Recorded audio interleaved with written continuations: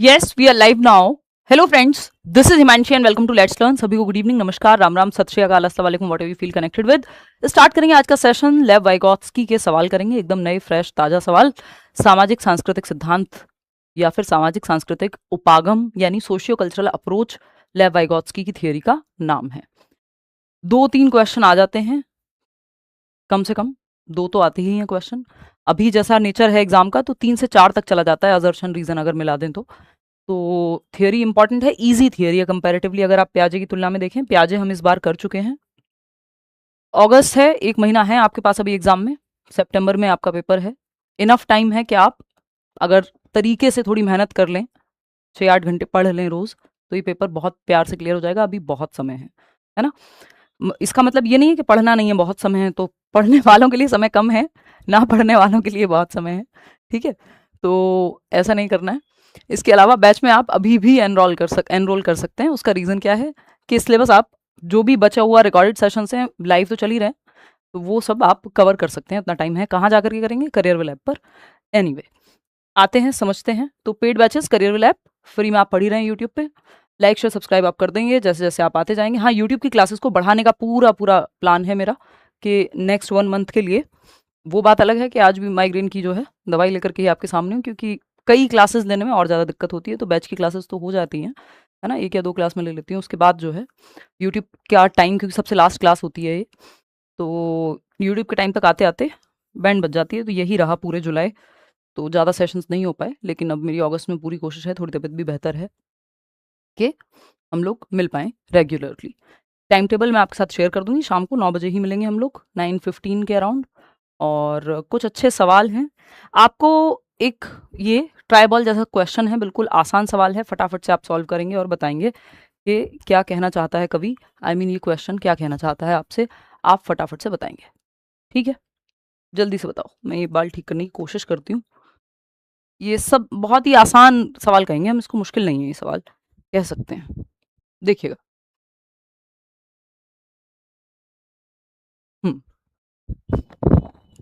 चलो बाल वाल बाद में ठीक करेंगे, पहले आप जवाब दो। पोल में आंसर कीजिए। 94% लोग सेकंड ऑप्शन कह रहे हैं। अपने उन दोस्तों तक शेयर करके बता दीजिएगा कि भाई क्लासेस हो गई हैं शुरुआत से, मंडे से करेंगे वैसे कंटिन्यू। क्वेश्चन नंबर 1 है, our teacher believes that children's thinking develops primarily through interaction with people and the cultural environment rather than in isolation. This belief is most consistent with. बहुत आसान सा सवाल है कि एक शिक्षक का मानना है कि बच्चों की सोच जो है या उनकी चिंतन प्रक्रिया मुख्यतः लोगों तथा सांस्कृतिक वातावरण के साथ अंतः क्रिया के माध्यम से विकसित होती है, न कि अकेले रहने से। यह विचार किस सिद्धांत से सर्वाधिक मेल खाता है?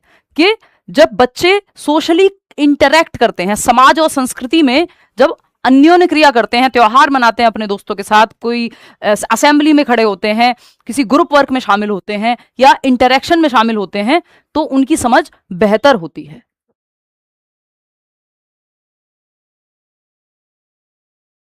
ठीक है, शौर्य को समझा रही हूं कि डिस्ट्रैक्ट ना करे। देखो, तो एक शिक्षक का मानना है कि मुख्यतः यानी मुख्य रूप से primarily through interaction with people यानी सोसाइटी और कल्चर का जो एनवायरनमेंट है, क्या त्योहार मना रहे हैं, क्या कपड़े पहन रहे हैं, क्या खाना खा रहे हैं, कैसे इंटरेक्ट कर रहे हैं, क्या समाज में चीजें आ रही हैं, कौन से ग्रंथ आप पढ़ते आ रहे हैं, जो भी चल रहा है कल्चर में आपके। ये व्यवहारवादी थॉट नहीं है। व्यवहारवादी थॉट तो दिमाग में भरने की, कंडीशनिंग की, रिवॉर्ड की, पनिशमेंट की बात करता है। वो बच्चे को एक्टिव रखने की बात कम करता है ना। कंडीशनिंग, रिवॉर्ड, पनिशमेंट, और इन तीनों से ही दूर रहना है आपको पूरे सीटेट के एग्जाम में। इनको अच्छा नहीं मानते हम, है ना।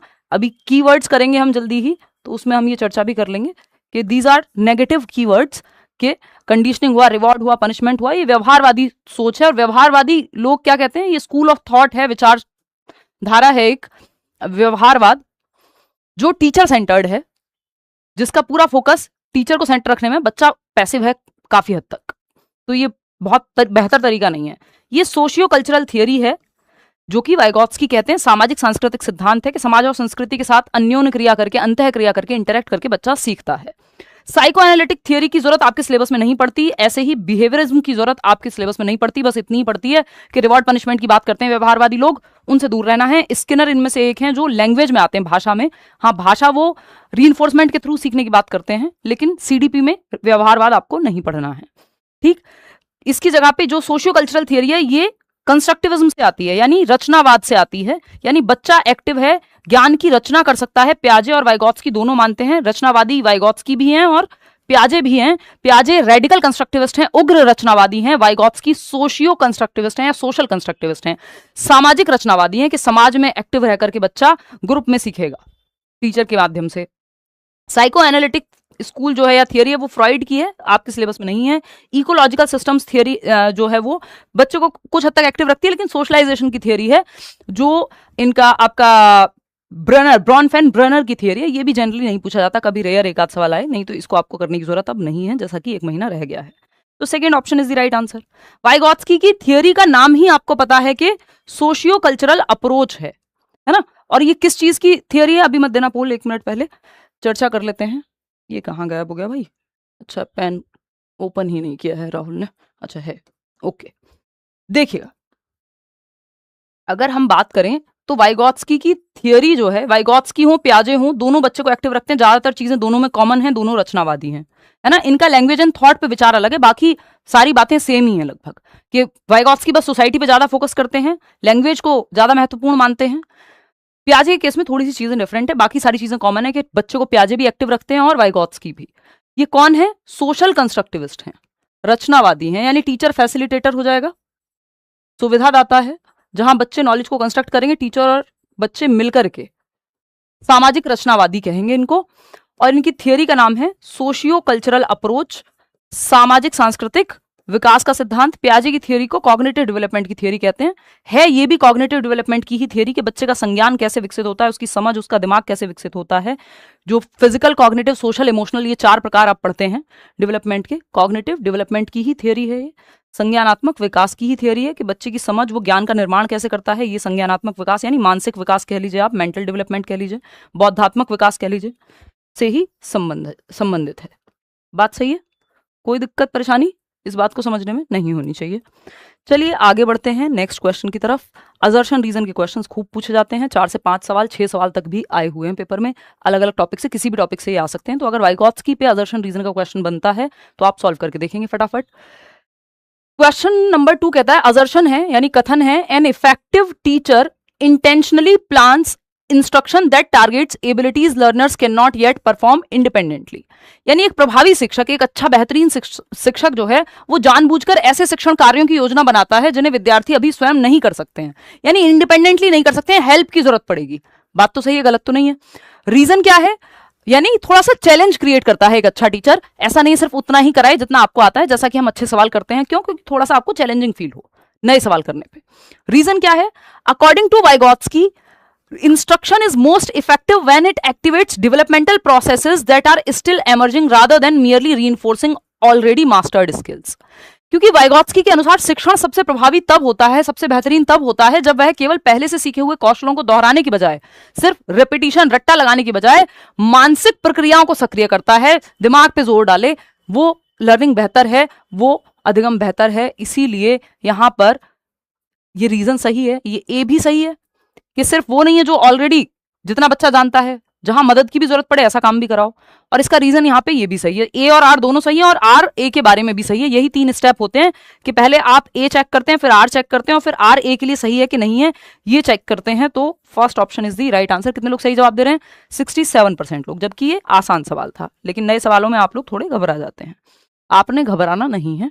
क्वेश्चन नंबर 3 देखिएगा, which statement best reflects Vygotsky's view of learning. कौन सा एक स्टेटमेंट है जो बेहतर तरीके से रिफ्लेक्ट करता है वाइगॉत्स्की के नजरिए को, जो वो लर्निंग के बारे में सोचते हैं, वाइगॉत्स्की अधिगम के बारे में क्या सोचते हैं।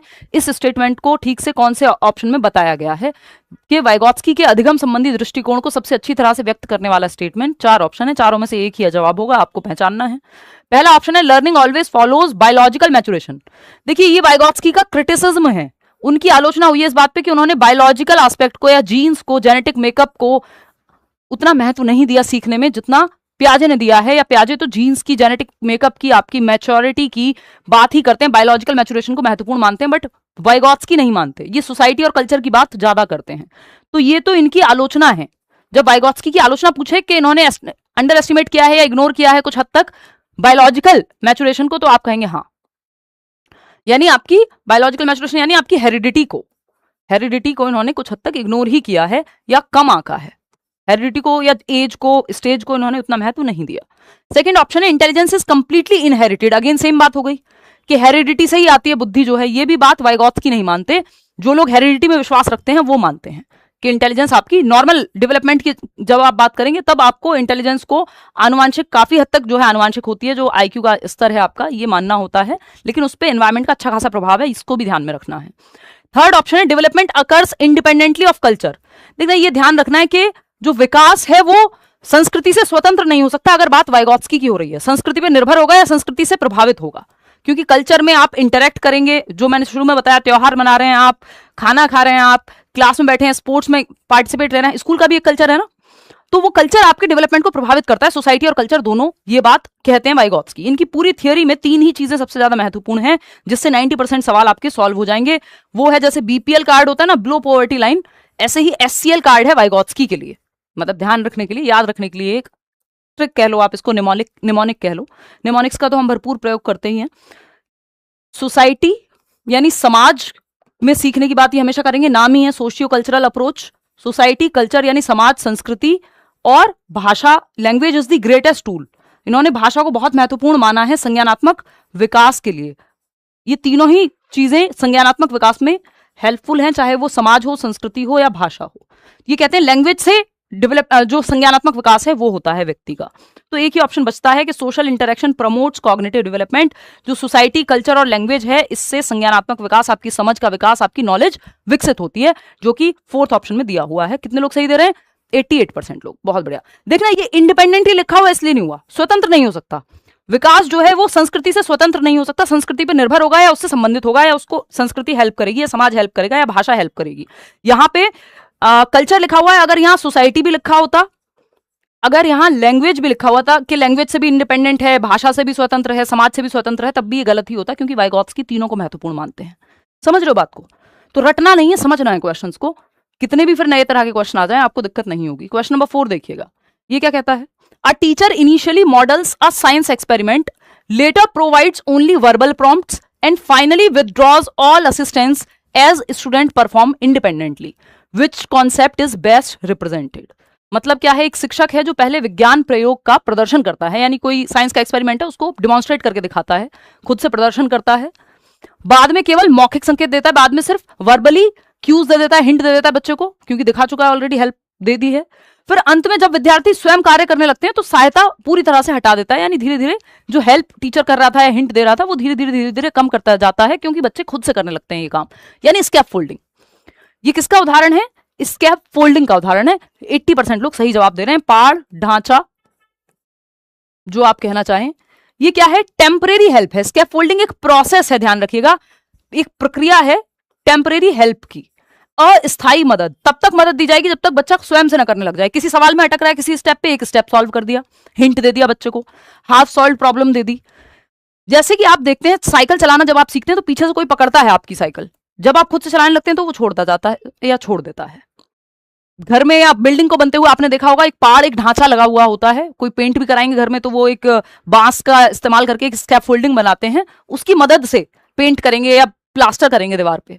वो प्लास्टर के लिए जो पाड़ है वो हट जाती है, जब धीरे धीरे पेंट हो जाएगा तो हट जाएगी। जब बच्चा खुद से करने लग जाएगा तो हिंट को या स्कैफोल्डिंग को धीरे धीरे कम करते जाते हैं। ये स्कैफोल्डिंग है कि मैं आपको सवाल को समझाने में हेल्प कर रही हूँ, तो समझने में हेल्प कर रही हूँ। पेपर तो आप खुद ही देके आएंगे, तो टेम्परेरी हेल्प है, ये स्कैफोल्डिंग है।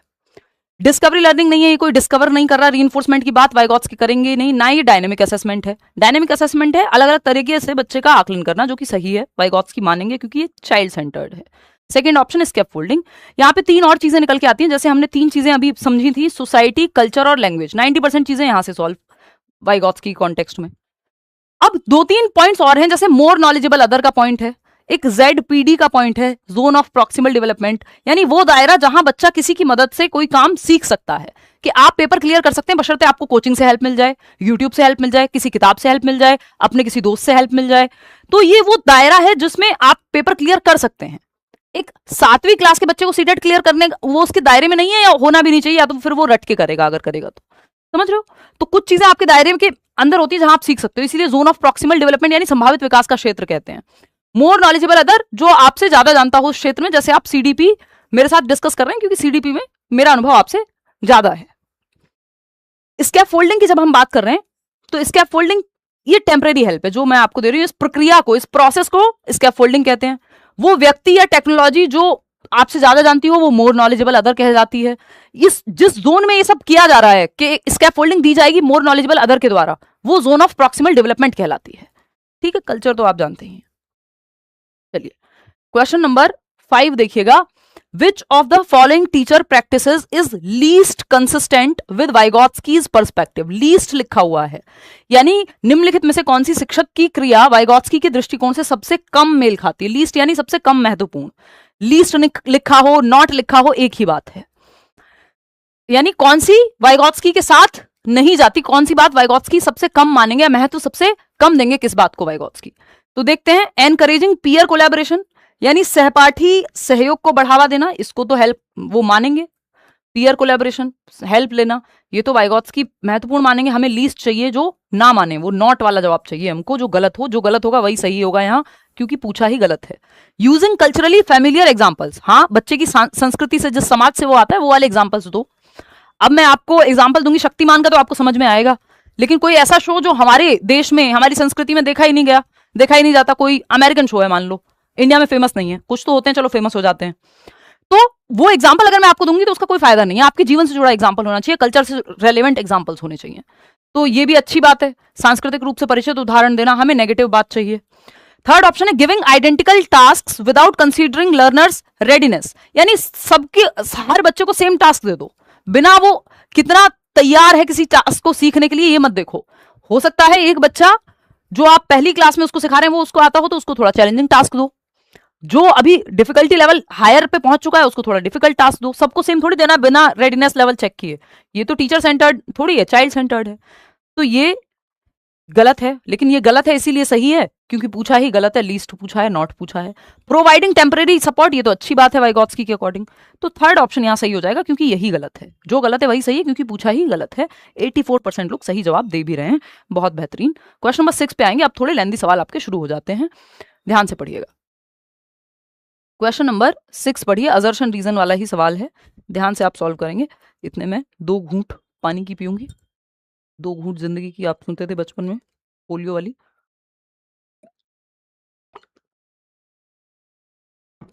एनीवे चलें आगे बढ़े।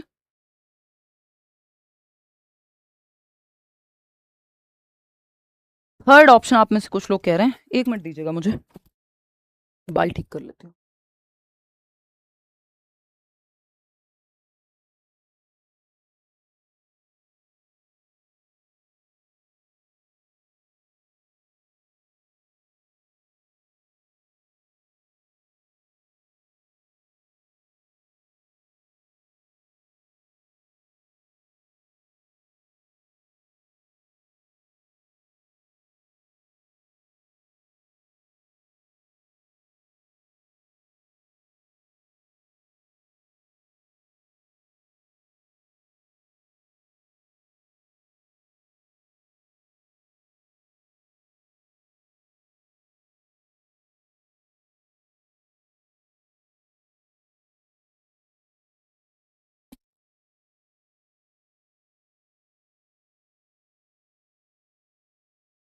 देखिएगा क्वेश्चन नंबर 6, 64% लोग थर्ड ऑप्शन कह रहे हैं, चेक कर लेते हैं, मान लेते हैं आपकी बात, देख लेते हैं क्या कहता है।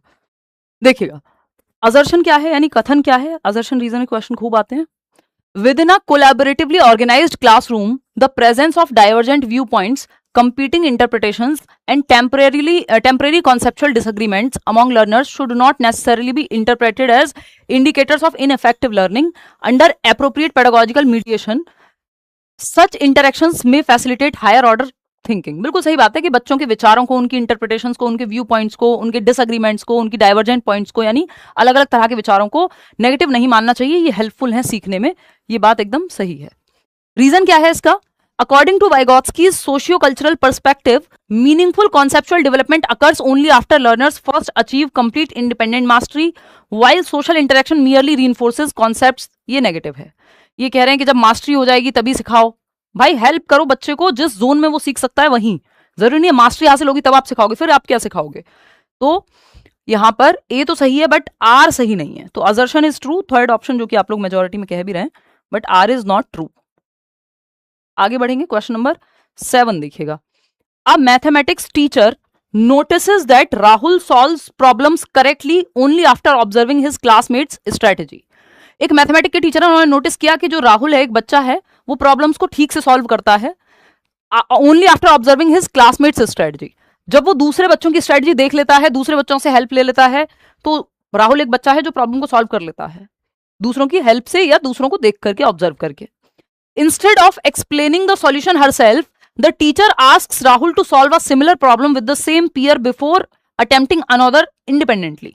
तो अगली बार शिक्षक क्या करती हैं, स्वयं समाधान बताने की बजाय कि बच्चे को सीधा आपने जवाब बता दिया, उसकी बजाय वो कहती है राहुल को कि जिस बच्चे को या किसी सहपाठी के साथ या उसी सहपाठी के साथ एक समान प्रश्न हल करने को कहती हैं, और फिर अगला प्रश्न अकेले करने को देती हैं। एक हेल्प के साथ सॉल्व कर लिया, फिर नेक्स्ट क्वेश्चन खुद से सॉल्व करो। तो ये बात एकदम सही है कि आप स्कैप फोल्डिंग की बात हो रही है यहाँ पे, मोर नॉलेजेबल अदर को देख करके बच्चा सीख रहा है। The teachers decision best demonstrates, जो टीचर का डिसीजन है ये क्या दर्शाता है, कवि हमसे ये कहना चाहता है। रीइंफोर्समेंट की बात वाइगॉत्स्की करेंगे नहीं, थ्रू इमिटेशन, नकल करके अनुकरण करके पुनर्वलन देना नहीं।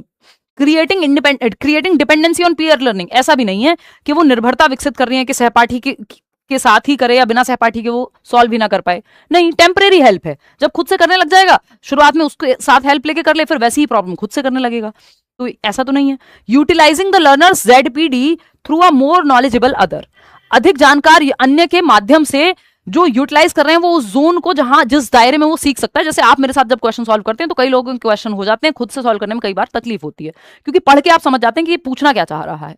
तो ये आपका जोन ऑफ प्रॉक्सिमल डेवलपमेंट है जिसमें हेल्प मिल रही है, इसको यूटिलाइज किया जा रहा है आपके सीखने के दायरे को। Delaying cognitive development until maturity, maturity की बात वाइगॉत्स्की नहीं करते, बायोलॉजी की बात, हेरिडिटी की बात वाइगॉत्स्की नहीं करते, तो third option is the right answer. आगे बढ़ेंगे, क्वेश्चन नंबर 8 देखिएगा। ये क्या कहता है भाई, ड्यूरिंग अ लैंग्वेज लेसन, यानी एक भाषा के लेसन के दौरान, भाषा की कक्षा में एक बच्चा प्रश्न हल करते समय, during a language lesson a child repeatedly whispers instructions like read the heading, now underline the keyword while solving comprehension questions. बच्चा एक पैसेज वाला, एक गद्यांश पद्यांश का सवाल सॉल्व कर रहा है, आप भी करते होंगे, और वो पढ़ के खुद से बातें कर रहा है कि भाई ये वाली हेडिंग पढ़ो, इसको अब ऐसे सॉल्व करो, ठीक है, कोई दिक्कत नहीं है।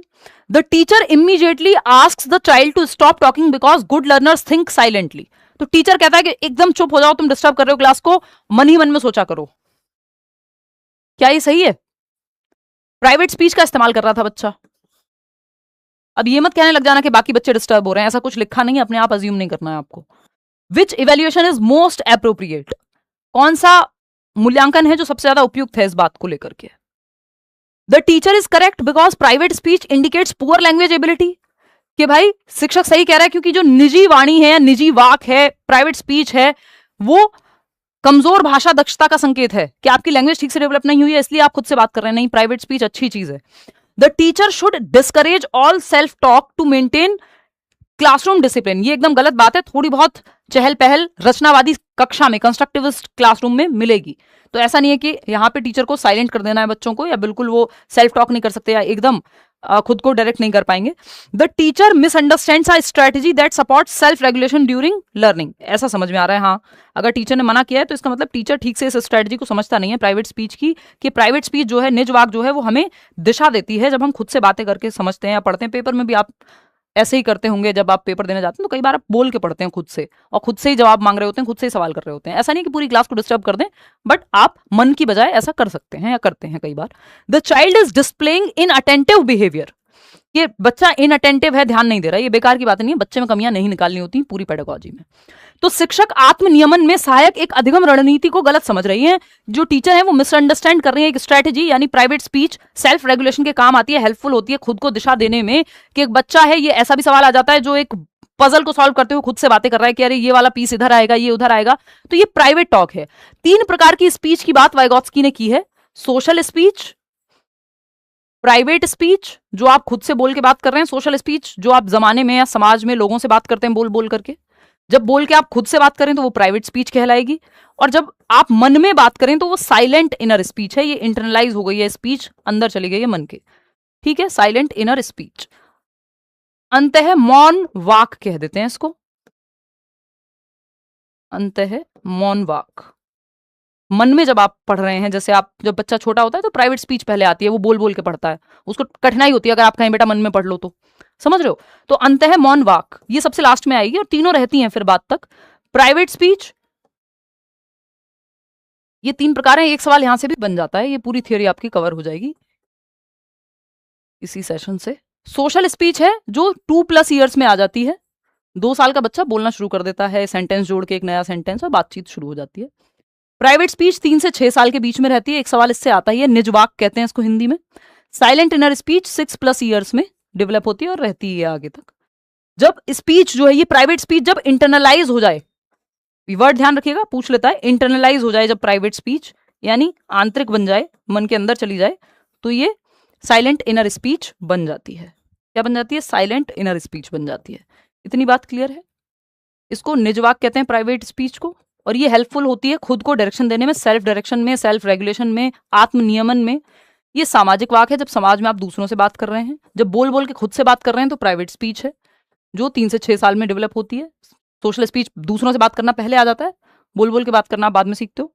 साइलेंट इनर स्पीच अगेन 6+ साल। ये 3 टाइप्स ऑफ लैंग्वेज हैं वाइगॉत्स्की के अकॉर्डिंग। तो टीचर ये समझ नहीं पा रहा, मिसअंडरस्टैंड कर रहा है कि ये स्ट्रेटजी है खुद को डायरेक्ट करने की। ये 3 प्रकार है, मैं आपको ऑलरेडी बता चुकी हूँ।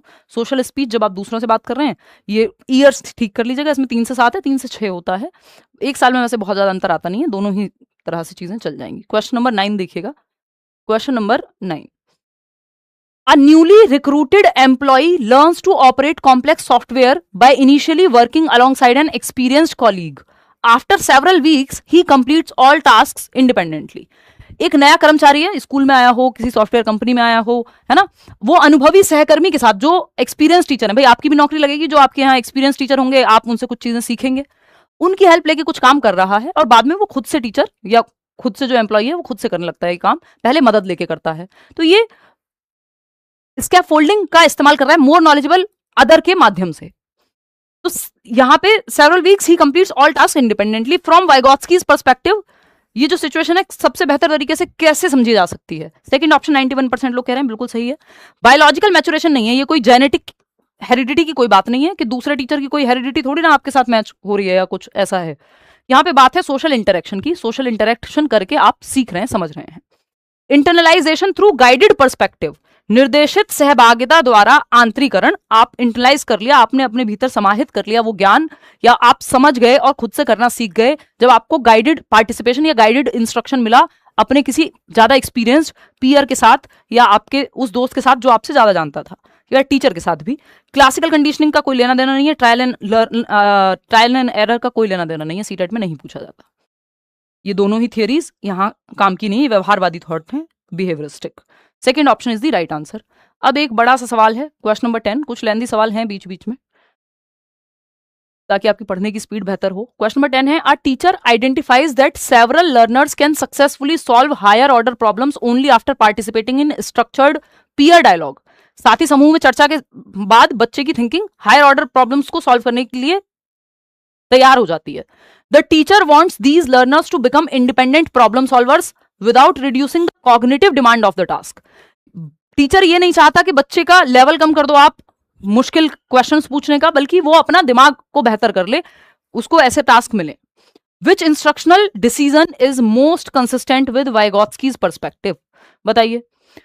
Continue assigning the same peer permanently so that learners always receive immediate assistance, यानी उसी सहपाठी को स्थायी रूप से साथ रखें ताकि विद्यार्थी हमेशा तुरंत सहायता प्राप्त करे। तो हमेशा अगर साथ रखोगे तो स्कैफोल्डिंग थोड़ी कहलाएगी। भाई अगर आप फोन पेपर में लेके जाने लगे तो फिर आपने क्या सीखा? टीचर को थोड़ी ले जाओगे पेपर में कि जी इनसे पढ़ाया, कोचिंग ली है, हम तो इनको लेके जाएंगे पेपर में। कोई सेंस नहीं बना इस बात का। ये टेम्परेरी हेल्प है scaffolding. Replace collaborative learning with individual practice because independence develops only through solitary work. No no no, ये कह रहे हैं सहयोगात्मक अधिगम समाप्त कर केवल व्यक्तिगत, यानी बच्चों को ग्रुप में मत सिखाओ, कोलैबोरेशन में मत सिखाओ, किसी के साथ मत सिखाओ, अकेले सीखने दो, नहीं। जबकि वाइगॉत्स्की किसी के साथ सीखने की बात करेंगे, ग्रुप में सीखने की बात करेंगे। थर्ड ऑप्शन है, maintain the cognitive challenge while systematically reducing prompts encouraging reflective questions and gradually transferring responsibility to learners। ये बात एकदम सही है, 82% लोग सही जवाब इसका दे भी पा रहे हैं कि कार्य की संज्ञानात्मक चुनौती को बनाए रखते हुए, डिफिकल्ट है तो कोई बात नहीं वैसे रहने दो, लेकिन धीरे धीरे हेल्प जो है, प्रॉम्प्ट्स हैं, धीरे धीरे हेल्प आपकी कम होती जाएगी जैसे जैसे बच्चा स्वयं से करने लगेगा। वहां हेल्प देते हो आप जहां बच्चा अटकता है, ठीक है, हिंट वहां देते हो जहां बच्चा अटकता है, स्कैफोल्डिंग वहां मिलती है जहां बच्चा अटकता है। Simplify all problems to ensure that learner succeeds independently. आसान बना दो बस प्रॉब्लम को ताकि सारी काम खुद से कर ले।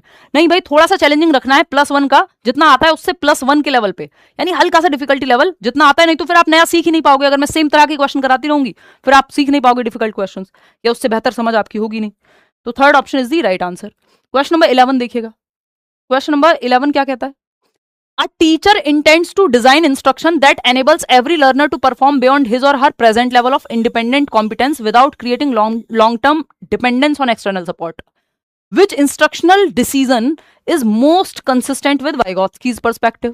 यानी एक शिक्षक है जो ऐसी शिक्षण योजना बनाती है, एक ऐसी लेसन प्लानिंग करती है जिससे प्रत्येक विद्यार्थी अपनी वर्तमान स्वतंत्र क्षमता से आगे प्रदर्शन कर सके, यानी आज जो वो जानता है उससे +1 आगे सीख सके, परंतु वह लंबे समय तक बाहरी सहायता पर निर्भर न रहे।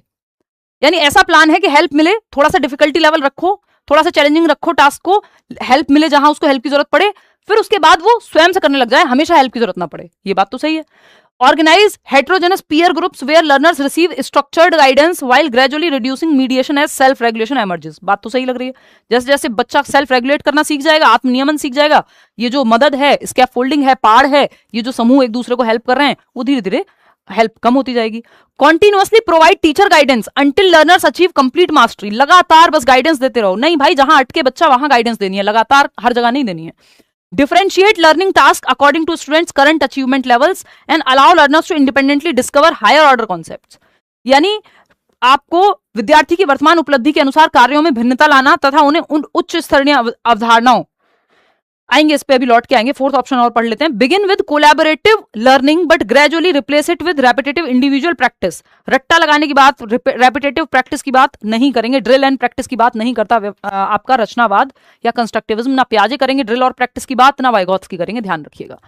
अब थर्ड ऑप्शन हमें थोड़ा सेंसिबल लग रहा था, इसको देख लेते हैं। Differentiate learning task according to students current achievement levels and allow learners to independently discover high order concepts. कि बस करंट करंट अचीवमेंट के स्तर का टास्क दो, नहीं। तो फर्स्ट ही यहां पे सही बनता है, बाकियों के मुकाबले कोई और ऑप्शन यहां टिक ही नहीं पाता। क्वेश्चन नंबर 12 देखिएगा, ये क्या कहता है? अ ग्रेड 5 टीचर, कक्षा 5 की एक टीचर है, notices that while solving fraction problems, जो भिन्न वाले सवाल होते हैं मैथ्स में, वो सॉल्व करते समय कक्षा 5 की टीचर ने एक चीज नोटिस की है कि अ चाइल्ड रेपिटेडली आस्क्स, एक बच्चा है जो बार बार पूछता है is this correct, instead of attempting the next step independently. कि वो खुद से नेक्स्ट स्टेप जो है, चरण है सवाल का, एक फ्रैक्शन का नेक्स्ट स्टेप, फ्रैक्शन का क्वेश्चन सॉल्व कर रहा है भिन्न का, और हर एक स्टेप पे पूछता है ये करेक्ट है, बजाय कि आगे जाने की। The teacher gradually replaces direct answers with reflective prompts such as what did you do in the previous question and eventually stops giving hints. तो टीचर डायरेक्ट जवाब बताने की बजाय उसको हिंट देता है या हाफ सॉल्व प्रॉब्लम देता है, या उसको रिफ्लेक्ट, सोचने के लिए कहता है कि इससे पिछले स्टेप में क्या किया था। कई बार आपके टीचर ने देखा होगा आपने, जब आप पढ़ रहे होते थे और आपने सवाल पूछा अपनी मम्मी से, पापा से, या स्कूल में, तो या टीचर ने सवाल करने को दिया है, तो वो देख के कहते हैं अच्छा इसमें देखना एक बार, सही है ये, तो आप खुद से सोचने लगते हैं कि अच्छा इस स्टेप में क्या किया था, फिर ये कैसे आया। वो आंसर नहीं बता रहे आपको आंसर तक पहुंचाना सिखा रहे हैं। यही टीचर का काम है, वो आंसर आपके दिमाग में ना भरे डायरेक्ट, बल्कि आपको जवाब तक पहुंचाए। ये बात तो सही है। फिर धीरे धीरे हिंट देने की जरूरत नहीं पड़ेगी। Which interpretation best reflects the teacher is promoting independent discovery by completely avoiding guidance. ऐसा नहीं है कि वो गाइडेंस देना ही नहीं चाह रहे, गाइडेंस है, लेकिन गाइडेंस डायरेक्ट जवाब नहीं दे रही, जवाब तक पहुंचा रही है आपको। तो ये बात तो गलत हो गई कि शिक्षिका पूर्णतः बिना मार्गदर्शन के खोज आधारित अधिगम को बढ़ावा दे रही है। The teacher is gradually transferring cognitive responsibility from the more knowledgeable other to the learner through fading scaffolding. More knowledgeable other से धीरे धीरे रिस्पॉन्सिबिलिटी बच्चे पे जा रही है, धीरे धीरे स्कैफोल्डिंग को हटाया जा रहा है, मदद को हटाया जा रहा है। बात सही है। द टीचर, ताकि इंडिपेंडेंटली सॉल्व करने लगे।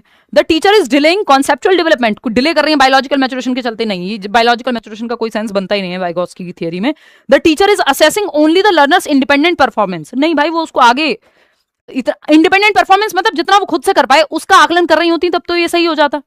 वो तो उसको मदद कर रही है, जहां वो डिफिकल्टी महसूस कर रहा है उससे वो इंडिपेंडेंस की तरफ जा सके। ऐसा नहीं है कि वो मदद देना ही नहीं चाह रही है। तो सेकंड ऑप्शन ही यहां सही बनता है। आगे बढ़ेंगे, क्वेश्चन नंबर 13 देखिएगा। ये क्या कहता है, ड्यूरिंग अ साइंस एक्टिविटी, यानी एक विज्ञान की गतिविधि के दौरान, a teacher deliberately groups students with mixed ability levels, अलग अलग क्षमता वाले बच्चे हैं, विभिन्न क्षमता वाला समूह है जो कि अच्छा माना जाता है। एक बच्चा है जो इजी क्वेश्चंस कर सकता है, एक है जो डिफिकल्ट कर सकता है, एक है जो मॉडरेट कर सकता है, एक बच्चा है जिसका मैथ्स अच्छा है, एक बच्चा है जिसके 90% आते हैं, दूसरा है जिसके शायद 60 आते हो। तो हर तरह का बच्चा है, मिक्स्ड एबिलिटी यानी अलग अलग एबिलिटी वाला बच्चा, हेट्रोजेनस ग्रुप है। She instructs the higher performing students not to provide answers but to ask questions, offer clues and encourage reasoning. यानी जो बच्चे हाई परफॉर्मेंस वाले हैं, यानी जो थोड़े गिफ्टेड टाइप के हैं, जो जानते हैं चीजें, उनसे वो डायरेक्ट जवाब देने की बजाय संकेत, हिंट देने को कह रही है दूसरे बच्चों को, या फिर बताने को कह रही है कि हिंट दो, संकेत दो, या उनसे सवाल पूछे जा रहे हैं ताकि उनकी थिंकिंग प्रोसेस इन्वॉल्व हो। The teacher's strategy is primarily intended to, ये जो रणनीति है शिक्षिका की या शिक्षक की, वो किस उद्देश्य को दर्शाती है, maximize peer competition for higher achievement, competition नहीं, कोऑपरेशन, कोलैबोरेशन, सहयोग की बात करेंगे वाइगोत्स्की या पियाजे। ये एक दूसरे के साथ गला काट प्रतिस्पर्धा की बात करते हुए नजर नहीं आएंगे, क्योंकि हर व्यक्ति अपने आप में यूनिक है, हर व्यक्ति की अपनी क्षमता है ना। Transform peers into more knowledgeable others who facilitate learning with in the learners ZPD। ये जो दोस्त हैं ये मोर नॉलेजेबल अदर में कन्वर्ट हो जाएंगे, क्योंकि जो बच्चे नहीं समझ पा रहे हैं उनको हिंट मिलेगी तो वो हेल्प मिलेगी उनको, तो कोऑपरेट करके सीख रहे हैं, कोलैबोरेट करके सीख रहे हैं, सहयोग करके सीख रहे हैं। Replace the teachers instructional responsibility, के आपस में ही पढ़ा लें बच्चे एक दूसरे को, टीचर की रिस्पॉन्सिबिलिटी खत्म कर दो, ऐसा नहीं है, टीचर भी है वहां। Ensure that every learner reaches identical achievement level, हर बच्चा सेम लेवल पे पहुंच जाए। आइडेंटिकल लेवल नहीं हो सकता, हर बच्चा अपने आप में डिफरेंट है, सबको रोबोट नहीं बनाना है आइडेंटिकल अचीवमेंट लेवल पे पहुंचा करके, है ना। सबकी अपनी क्षमता के अनुसार वो अपने लेवल पहुंचेंगे। Second option is the right answer. तो ये जोन ऑफ प्रॉक्सिमल डेवलपमेंट यानी वो दायरा जहां अगर आपको मदद मिले, यानी मदद क्या है, स्कैप फोल्डिंग को मदद कहते हैं, मिलेगी किसके द्वारा, मोर नॉलेजेबल अदर के द्वारा। कहां दी जाएगी मदद, ZPD में दी जाएगी, जहां आप हेल्प से सीख सकते हैं। एक दायरा है जहां आप खुद से सारी चीजें कर लेते हैं, जिसको ZAD कह देते हैं कई बार, जोन ऑफ एक्चुअल डेवलपमेंट, यानी इंडिपेंडेंटली आप कर लेंगे इस दायरे में। इसके बाहर आप किसी की मदद के साथ कर लेंगे, जैसे पेपर आप क्लियर कर सकते हैं, बस मदद की जरूरत है। खुद से आपके 10 नंबर आ रहे थे, पढ़ने लगे, क्लासेस लेने लगे, तो ये ZPD में है, आपके जोन ऑफ प्रॉक्सिमल डेवलपमेंट में, संभावित विकास के क्षेत्र में है, तो आपके 30 नंबर भी आएंगे पेपर में।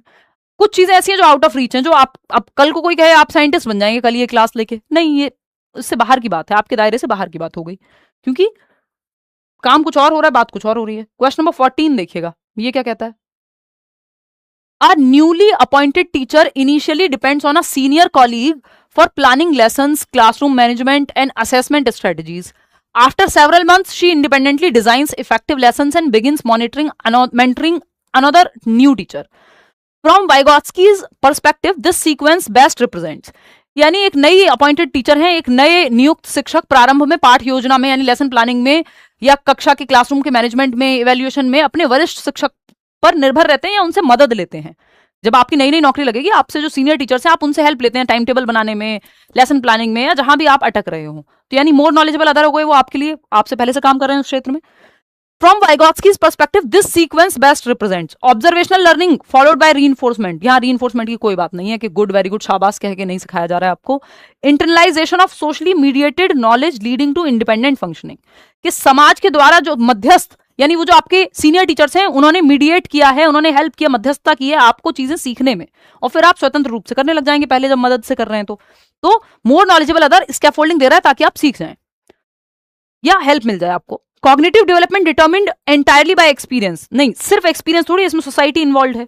वो खुद से करके आप सीख रहे होते तो बोल देते हम कि अकेले कर रहे थे, एक्सपीरियंस लेके जो प्याजे मानेंगे इस बात को। Gradual replacement of intelligence through professional practice, ये कोई ऐसा नहीं है कि बुद्धि को रिप्लेस किया जा रहा है प्रोफेशनल प्रैक्टिस के द्वारा, फालतू बात।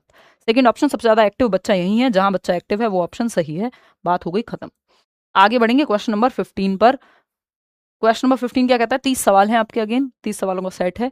A child learns traditional pottery by observing family members, परिवार के सदस्यों को देखकर पारंपरिक मिट्टी के बर्तन बनाना बच्चा सीखता है। मान लो किसी बच्चे के घर में मिट्टी के बर्तन बनाए जाते हैं, उसके पिताजी का व्यापार है वही, या वो वही करते हैं, तो उसने अपने, या उनको शौक है मे बी पॉटरी का, तो वो बर्तन बनाते हैं, मिट्टी के घड़े बनाते हैं मान लो, तो बच्चे ने देख करके बस सीख लिया है, ठीक है।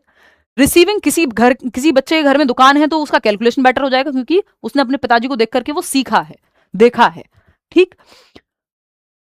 मेंबर्स रिसीविंग ओकेजनल प्रॉम्प्ट्स, बीच बीच में उसको हेल्प भी मिलती है, फैमिली मेंबर्स हेल्प करते हैं, बेटा ऐसे नहीं, पहली बार बनाएगा तो हो सकता है टूट भी जाए, तो आपको हाथ भी लगा देगा आकर के, उसके माताजी पिताजी उसको हेल्प कर रहे हैं वो घड़ा बनाने में।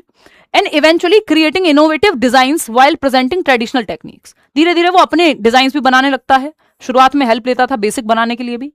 मोर नॉलेजेबल अदर की, ये वाइगॉत्स्की कैसे इसको कहेंगे, creativity develops only after biological maturation is complete, biological maturation की बात, जैविक परिपक्वता, हेरिडिटी, आनुवंशिकता की बात नहीं करते हैं वाइगॉत्स्की, आपको नहीं मिलेंगे करते हुए। सेकंड ऑप्शन है कल्चरल टूल्स, यस, जो सोसाइटी और कल्चर और लैंग्वेज है ये तीनों मिलकर के यहां सिखा रहे हैं। Cultural tools are internalize through guided social participation and later transformed into independent higher mental functioning, सांस्कृतिक उपकरण निर्देशित सामाजिक सहभागिता के माध्यम से आंतरिकरण हो जाता है, यानी आप अपना बना लेते हैं जो इंस्ट्रक्शन आप बाहर से भर रहे हैं अपने दिमाग में, और अपनी एक समझ बनती है, बच्चा अपनी क्रिएटिव चीजें भी करना शुरू कर देता है। सिर्फ रेपिटेशन से हो रहा है ये नहीं, जहां अटक रहा है वहां हेल्प लेने से हो रहा है, सिर्फ रिपीट करने से नहीं। सोशल इंटरेक्शन बिकम्स अननेसेसरी, नहीं भाई सोशल इंटरेक्शन इंपॉर्टेंट है वाइगॉत्स्की के अकॉर्डिंग, तो सेकंड ऑप्शन ही सही है। आगे बढ़ेंगे क्वेश्चन नंबर 16। तो आप ऐसे देख सकते हो कि बच्चे ने ऑब्जर्व किया बर्तन बनाते हुए अपने पिताजी को, फिर जब उसने खुद से बनाया तो उसको हेल्प की जरूरत पड़ी क्योंकि अटक रहा था या गड़बड़ हो रही थी, फिर उसने प्रैक्टिस की, ये जो सीखा साथ में सपोर्ट के साथ, और इंडिपेंडेंटली फिर वो ये करने लगा। जब वो प्रैक्टिस कर रहा था उसने इंटरनलाइज किया, यानी अपने दिमाग में भर लिया जो भी उसने सीखा था गाइडेड इंस्ट्रक्शन के दौरान, वो इम्बाइब कर लिया, अपना बना लिया उसने, रट्टा नहीं लगाया यहाँ पे, अपनी इंडिपेंडेंट सपोर्ट से सीखा है करके एक्टिविटी, तो इंटरनलाइज करने की भी बात होती है वाइगॉत्स्की के केस में। क्वेश्चन नंबर 16 है, a teacher claims my responsibility is not to reduce the difficulty of learning tasks but to identify the level at which learners can succeed with appropriate mediation. Which interpretation most accurately reflects this statement? यानी एक teacher है जो कहती हैं कि मेरा कार्य सीखने को आसान बनाना नहीं है, बल्कि यह पहचानना है कि उचित मध्यस्थता यानी हेल्प के द्वारा, एक एप्रोप्रिएट हेल्प या गाइडेंस के द्वारा, गाइडेंस अगर दी जाए बच्चे को तो विद्यार्थी किस स्तर तक पहुंच सकता है ये जानना है। सिर्फ आसान बनाना नहीं है सीखने को, आपका पोटेंशियल को बढ़ाना है, तो अच्छी बात है ये तो। वाइगॉत्स्की मानेंगे इस बात को। Instruction should remain slightly below the learners present ability, current level से हल्का सा अप होना चाहिए, स्लाइटली अप नॉट बिलो। जितना जानता है उससे वर्तमान क्षमता से कम रखोगे, अगर आप जितने सवाल सॉल्व कर लेते हो उससे भी आसान सवाल में दूंगी तो उसका फायदा नहीं होगा, हल्का सा डिफिकल्टी लेवल रहना चाहिए, अप +1 लेवल का डिफिकल्टी लेवल होना चाहिए। Effective teaching focuses on the learners zone of proximal development where cognitive growth is supported, ये बात एकदम सही है। जो सीखने का संभावित क्षेत्र है उस स्तर पे लर्निंग होनी चाहिए, उस हिसाब से चैलेंजेस दिए जाने चाहिए। Teaching should always begin with direct explanation, नहीं चाहिए दिमाग में डायरेक्ट जवाब नहीं भर देने हैं, सीधा व्याख्यान की बात नहीं करेंगे वाइगॉत्स्की कि बस लेक्चर दे दो, वो बच्चे को एक्टिव रखने की बात करेंगे, जवाब तक पहुंचने की बात करेंगे। फोर्थ ऑप्शन है cognitive development depends primarily on biological readiness, नहीं भाई बायोलॉजिकल रेडीनेस अगेन जेनेटिक्स की बात करता है, इसकी बात वाइगॉत्स्की नहीं करते, नहीं तो ये भी पियाजे की तरह स्टेजेस दे चुके होते कि 2 से जन्म से 2 वर्ष तक इतना, फिर 2 से 7 तक इतना, 7 से 11 इतना, 11 एंड अबव इतना। इन्होंने स्टेजेस नहीं दी डेवलपमेंट की, विकास को कॉन्टिन्यूस मानते हैं यानी सतत मानते हैं, ठीक है। तो ये बायोलॉजिकल मेच्योरिटी की बात नहीं करेंगे, सेकेंड ऑप्शन ही सही है। एक थोड़ा सा लेंदी सवाल है, क्वेश्चन नंबर 17 पढ़ेंगे एक बार और जवाब देंगे, मैं जल ग्रहण कर लेती हूं। क्वेश्चन नंबर 17,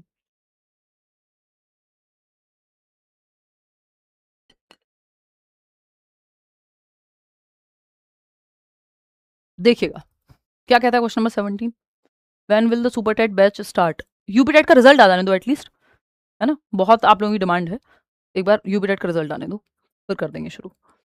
असर्शन क्या है यानी कथन क्या है, a teacher observes that certain learners consistently require carefully sequenced prompts, reflective questioning and intermittent feedback before they are able to demonstrate conceptual understanding, यानी कई बच्चों को हेल्प चाहिए होती है अपना कॉन्सेप्ट बनाने से पहले।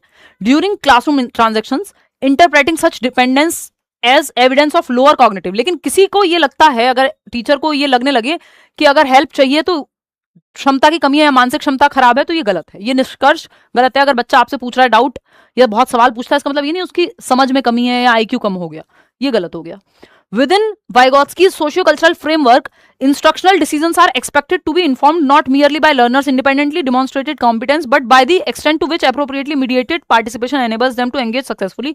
बच्चा मध्यस्थता के माध्यम से सीखता है, हेल्प मिलेगी तो सही हो जाएगा। कौन सा जवाब, फर्स्ट जवाब, both assertion and reason are true। कैसे ट्रू है भाई, अ teacher observes that certain okay, understanding during classroom transaction, interpreting such dependence as evidence of lower cognitive competence may lead to an inaccurate pedagogical judgment. हाँ, ये बात सही है, last वाली line मैंने भी नहीं पढ़ी कि भाई अगर आप इसको निम्न क्षमता या निम्न संज्ञानात्मक क्षमता मान रहे हैं तो ये प्रमाण मान लेना शिक्षण की दृष्टि से भ्रामक निष्कर्ष सिद्ध हो सकता है। ये बात सही है कि ये भ्रामक हो जाएगा अगर आप ऐसा मानते हैं। तो दोनों बातें सही है और रीजन भी सही दिया है, क्योंकि उससे बच्चा वहां नहीं पहुंच पाएगा जहां वो पहुंच सकता है। ठीक है, वो लास्ट की लाइन मैंने नहीं पढ़ी थी, टेस्ट कर रही थी मैं आपको, ऐसे ही कहते हैं टीचर्स। क्वेश्चन नंबर 18 देखिएगा, असर्शन और रीजन क्या कहता है, फटाफट से समझिएगा। ये कहता है children gradually internalize socially shared knowledge and use it independently.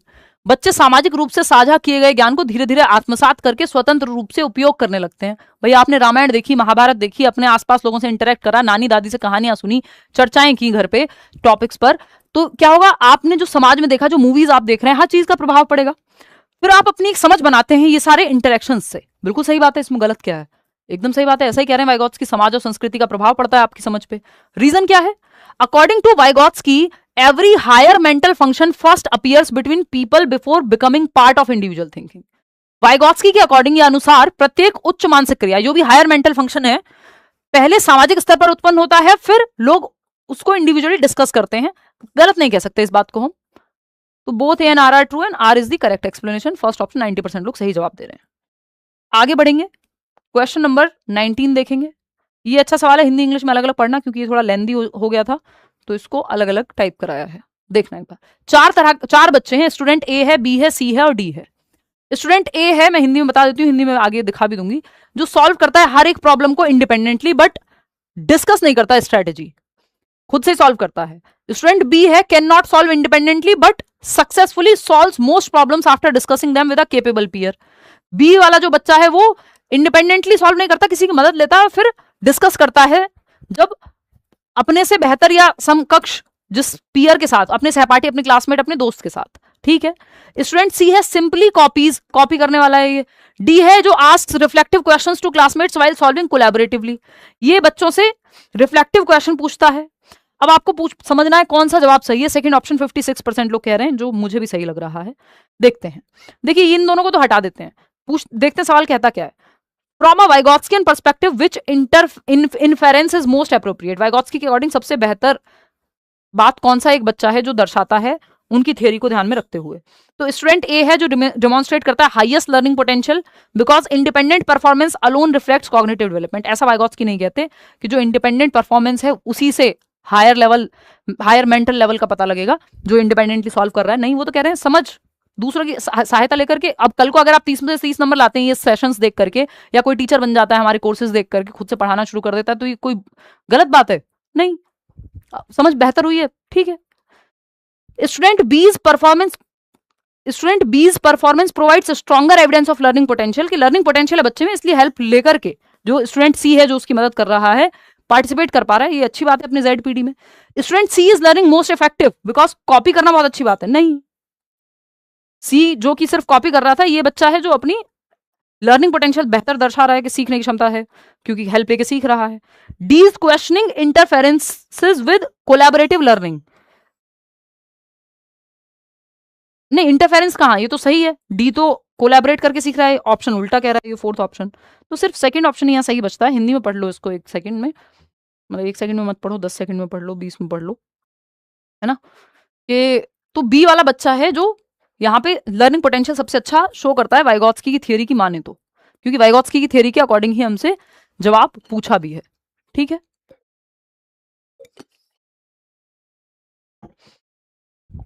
बात सही है, सेकंड ऑप्शन 82% लोग बिल्कुल।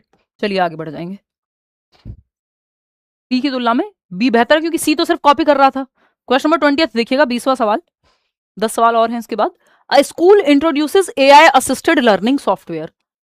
आर्टिफिशियल इंटेलिजेंस का एक सॉफ्टवेयर है जो स्कूल इंट्रोड्यूस करता है, बच्चों के सामने उपयोग करना शुरू करता है, स्कूल में AI आ जाता है। That analyzes learners' responses and provides progressively reduced hints as competence increases. जैसे जैसे इस सॉफ्टवेयर में बच्चा जिस लेवल के क्वेश्चन सॉल्व करता जाएगा, उसको हिंट देना कम कर दिया जाएगा, क्योंकि वो खुद से कर पा रहा है, यानी स्कैफोल्डिंग धीरे धीरे कम हो जाएगी जब इंडिपेंडेंटली करने लगे बच्चा, जो हेल्प मिल रही है टीचर से। भाई आप कम पूछोगे ना सवाल, जब आपसे सवाल खुद से सॉल्व होने लगते हैं तो डाउट कम आएंगे उस समय। तो धीरे धीरे आप टीचर जो है वो आपको हेल्प हटा लेता है और फिर आप फाइनली पेपर दे आते हैं जाकर के। भाई ये जो चर्चा हो रही है स्कैफोल्डिंग का ही उदाहरण है, बात तो सही है। Which statement best explains this instructional design from Vygotsky's perspective? Vygotsky के दृष्टिकोण से इस व्यवस्था की सर्वोत्तम व्याख्या कौन सी है? ये जो एआई सॉफ्टवेयर है, जैसे आप कोई सॉफ्टवेयर में गेम भी खेल रहे हैं तो वो जब आप अटकते हैं जिस लेवल पे तो आपको हिंट देता है कई बार, फिर हिंट हटा ली जाएगी जैसे जैसे आप खुद से करने लगेंगे, यानी स्कैफोल्डिंग कम कर ली जाएगी, टेम्परेरी हेल्प कम कर ली जाएगी, जहां जैसे जैसे डिफिकल्टी लेवल बढ़ेगा और आपका समझने का स्तर सुधरता जाएगा। The software replaces the need for social interaction, ऐसा नहीं है। The software functions as a mediated tool, yes, मध्यस्थता के टूल के रूप में काम कर रहा है ये सॉफ्टवेयर टेक्नोलॉजी, है ना। टेम्परेरी हेल्प मिल रही है, मोर नॉलेजेबल अदर के रूप में काम कर रहा है और धीरे धीरे सपोर्ट को फेड किया जा रहा है, यानी कम किया जा रहा है स्कैफोल्डिंग को। Learning is determined primarily by artificial intelligence rather than human cognition, कि अब आर्टिफिशियल इंटेलिजेंस ने ही तय कर दी है लर्निंग, ऐसी कोई बात नहीं है, सिर्फ सॉफ्टवेयर यूज हुआ है, सीखने का एक माध्यम बन रहा है, मीडिएट कर रहा है, मध्यस्थता कर रहा है सॉफ्टवेयर टीचर के रूप में। Guided assistance should remain constant to avoid learner dependence on independent thinking, बच्चों को खुद से करने ही मत दो, हमेशा गाइडेड इंस्ट्रक्शन देते रहो। वो वाले माँ बाप बन जाओ हेलीकॉप्टर पेरेंट्स, एक तो जो हर समय आगे पीछे घूमते रहे, बच्चों को बैसाखियां पकड़ा दें, चलना ना सीखने दें। तो इंडिपेंडेंट थिंकिंग कभी तो बच्चों को करने देनी है ना आपको, सोसाइटी हेल्प कर सकती है।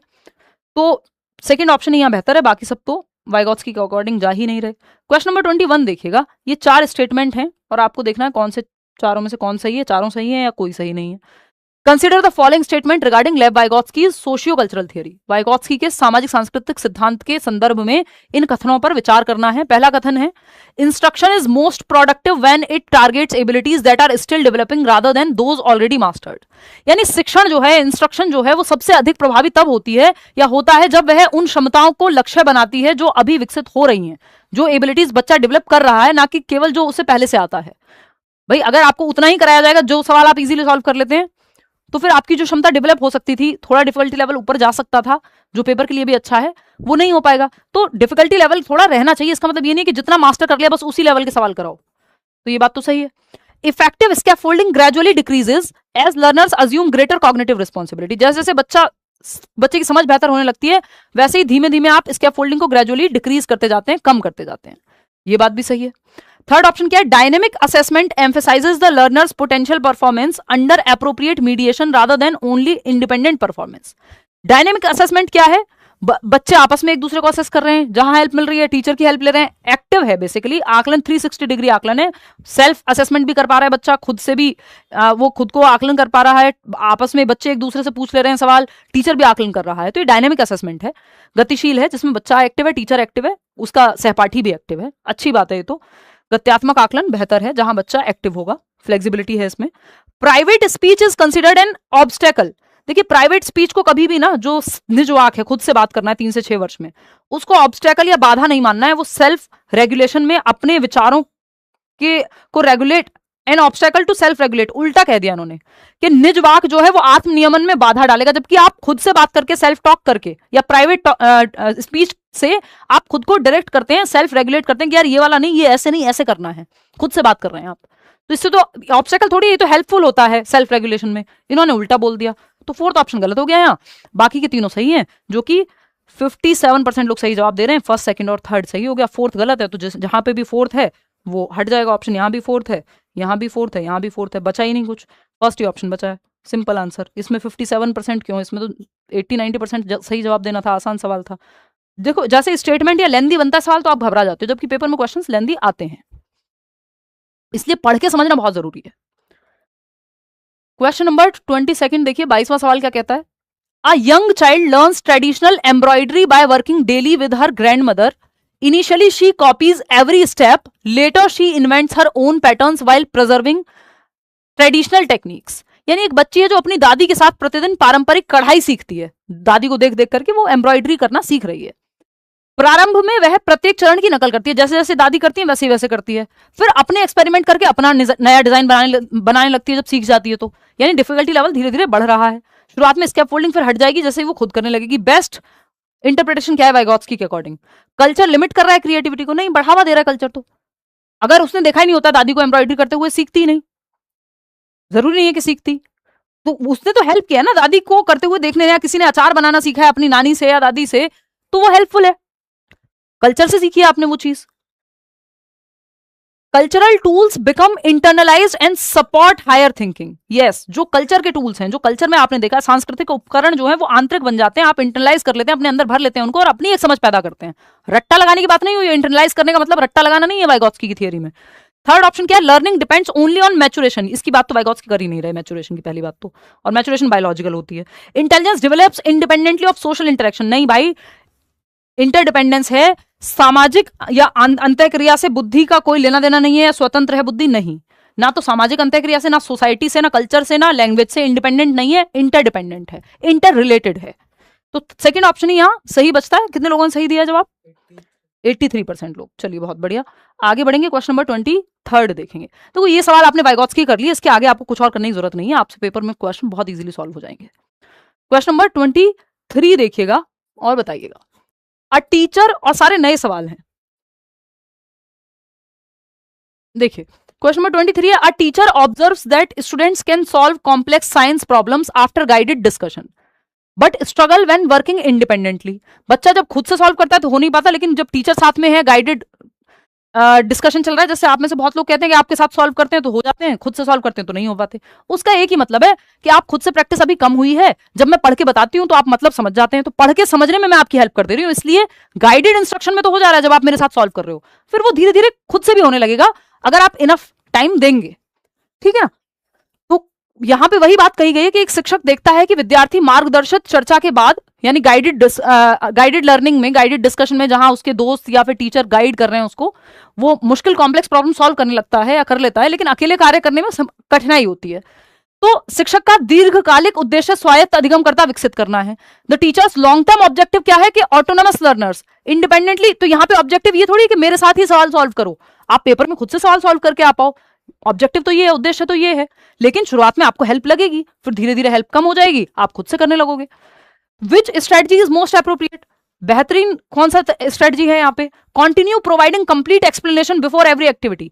देखिए इसका मतलब ये नहीं है कि हर एक गतिविधि से पहले पूरा समाधान ही बता दो, नहीं, आपको पहले मैं क्वेश्चन देती हूँ ना कि पढ़ लो, खुद से सॉल्व करो पहले, फिर हम चर्चा करते हैं। ग्रेजुअली विदड्रॉ, या कई लोग पॉज करके पढ़ सकते हैं, gradually withdraw prompts while encouraging learners to justify and monitor their own thinking. ये बात सही है कि संकेतों को, जो हेल्प दी जा रही है, हिंट दिए जा रहे हैं, उनको धीरे धीरे कम करते जाएंगे।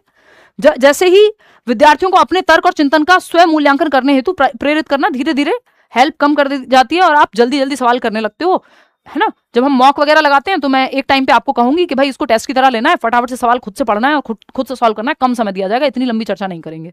तो हेल्प धीरे धीरे कम होती जाती है, विड्रॉ होते जाते हैं ये जो प्रॉम्प्ट्स हैं, हिंट हैं, क्योंकि आप खुद से वो काम करना सीख जाते हो independently. Replace collaborative work with daily drill exercise, drill practice रट्टाफिकेशन से दूर रहना है। Reduce the difficulty level of all future task, नहीं भाई, डिफिकल्टी लेवल थोड़ा सा रखना है, कठिनाई का स्तर जितना आता है बच्चे को उससे हल्का सा ऊपर, ठीक, नहीं तो डिफिकल्टी लेवल ही खत्म हो जाएगा तो बोर हो जाएगा बच्चा। Second option is the right answer. इसमें आप कुछ इंपॉर्टेंट चीजें हैं वाइगोत्स्की की थियरी के, एजुकेशनल इंप्लीकेशन कह लीजिए या शैक्षिक अनुप्रयोग कह लीजिए, कि क्लास में आप कैसे यूज करेंगे इस थियरी को। कोलैबोरेटिव प्रोजेक्ट, यानी बच्चे ग्रुप में सीख रहे हैं, ग्रुप में काम कर रहे हैं, समूह में जब एक्टिविटी करते हुए नजर आए तो हाँ वाइगोत्स्की की बात हो रही है, ये अच्छी बात है। पीयर ट्यूटरिंग, यानी साथी शिक्षण, बच्चे एक दूसरे को सिखा रहे हैं। भाई हो सकता है आपका मैथ्स वीक है तो आपके दोस्त का मैथ्स मजबूत है, और आपकी इंग्लिश अच्छी है तो आप उसको इंग्लिश सिखा सकते हैं, वो आपसे मैथ्स सीख सकता है। या एक सवाल उससे सॉल्व हो रहा है तो आप उससे मदद ले रहे हैं, वो दूसरे में आपसे मदद ले रहा है, तो एक दूसरे को सिखा रहे हैं, साथी समूह शिक्षण है, पीयर ट्यूटरिंग है। कोऑपरेटिव लर्निंग, कोऑपरेटिव यानी सहायता मिल रही है, कोलैबोरेटिव में भी आप साथ में काम कर रहे होते हैं, कोऑपरेटिव में थोड़ी सहायता की मात्रा ज्यादा होती है, हेल्प थोड़ी और ज्यादा होती है कोऑपरेटिव में। बात दोनों ग्रुप में ही चल रही है, ग्रुप दोनों ही अच्छे हैं, दोनों में से जो भी ऑप्शन में आ जाए, एक ऐसे अलग से चूज करने को नहीं कहेगा, चाहे कोलैबोरेटिव आए चाहे कोऑपरेटिव आए।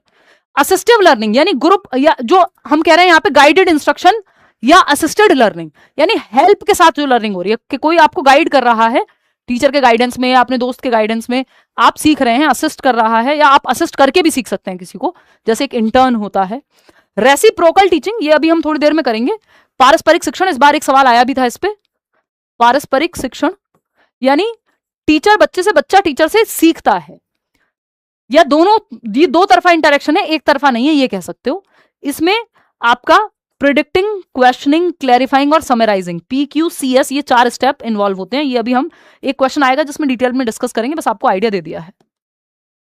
आगे बढ़ेंगे, नेक्स्ट क्वेश्चन, क्वेश्चन नंबर है 24। देखिएगा 4 ग्रुप बने हुए हैं बच्चों के, आपको देखना है कौन सा ग्रुप बेहतर है। During a social science lesson a teacher notices group A shares ideas questions each other and refines answers.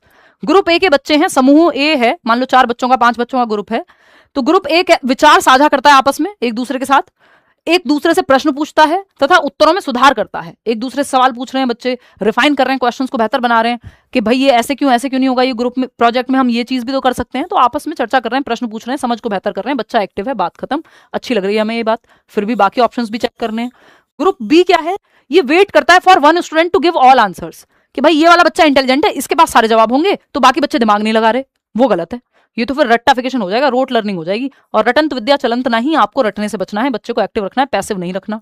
Group C क्या है, memorises text book lines without discussion, बिना चर्चा के ही बस किताब की जो पंक्तियां हैं, लाइन्स है, उनको रट लिया है। तो रट्टाफिकेशन से अगेन दूर रहना है, जो बी में भी हो रहा है सी में भी हो रहा है।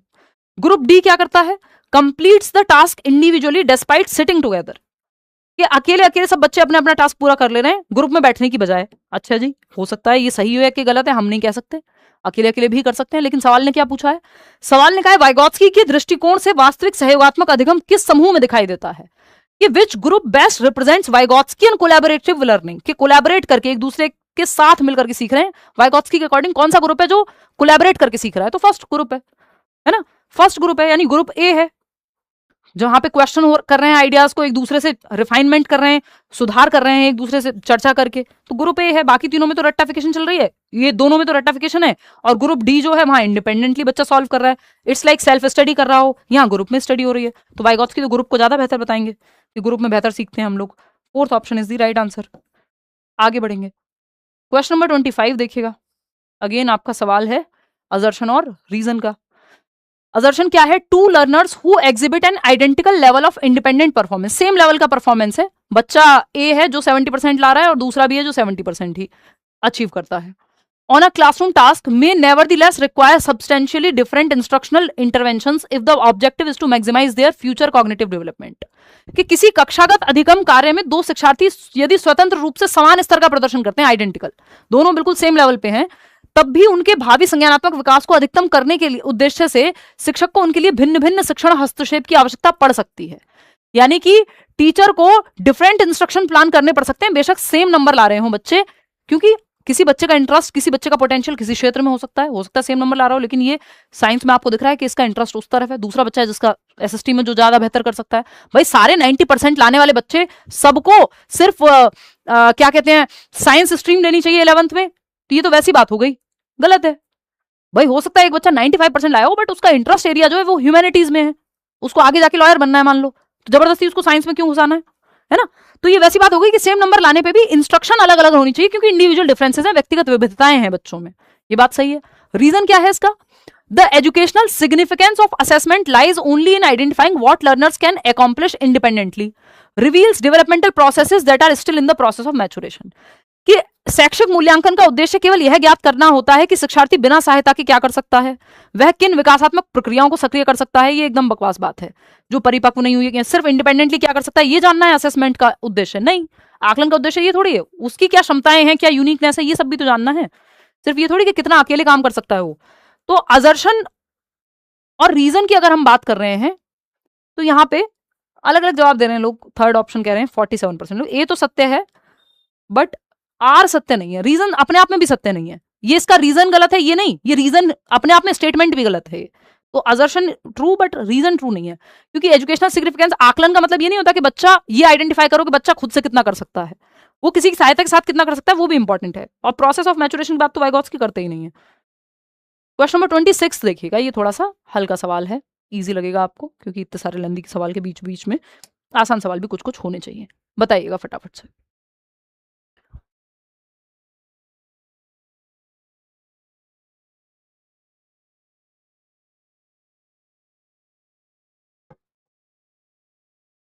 %73 लोग फोर्थ ऑप्शन कह रहे हैं, चलिए देख लेते हैं। Identify the practice least consistent with Vygotsky's socio cultural perspective, निम्नलिखित में से कौन सा अभ्यास वाइगोत्स्की के सामाजिक सांस्कृतिक दृष्टिकोण से सबसे कम मेल खाता है, यानी वाइगोत्स्की की थियरी से सबसे कम रिलेटेड बात पहचाननी है आपको। रेसिप्रोकल टीचिंग, बिल्कुल वाइगोत्स्की ने इसकी बात की है।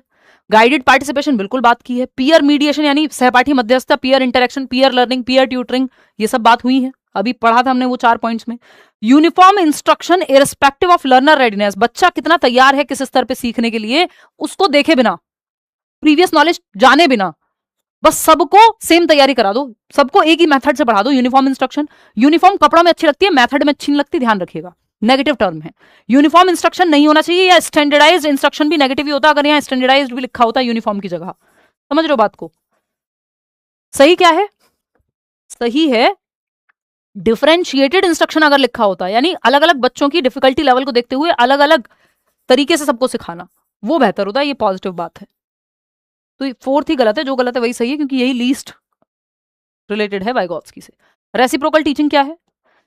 ये परस्पर शिक्षण है, कि बच्चे और टीचर दोनों एक्टिव हैं सीखने की प्रक्रिया में, कि बच्चा जब आप एक चैप्टर पढ़ा रहे हैं तो उसमें आगे क्या होगा इसको प्रिडिक्ट करना, बच्चे अनुमान लगा रहे हैं, अच्छा नेक्स्ट पैराग्राफ में क्या हो सकता है, यानी प्रिडिक्शन, PQCS बोलते हैं इसको, ये 4 स्टेप आते हैं, ये स्टेप भी पूछ लिए थे पिछली बार पेपर में।